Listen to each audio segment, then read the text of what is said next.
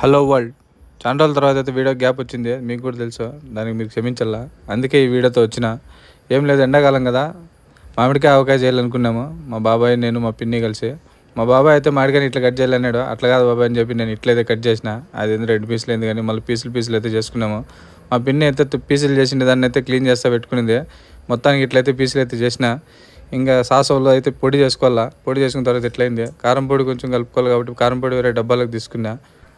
మామిడికాయలు అయితే కొలత ప్రకారం తీసుకోవాలని చెప్పింది మా చిన్నమ్మ. ఇట్లయితే నేను తీసుకున్న తర్వాత సాసలు కూడా చేసుకున్నాను కదా, అది కొంచెమే పొడి అని చెప్పింది. సరే అమ్మ నేను వేసాయి అని చెప్పి ఇప్పించుకుని నేనైతే వేసిన.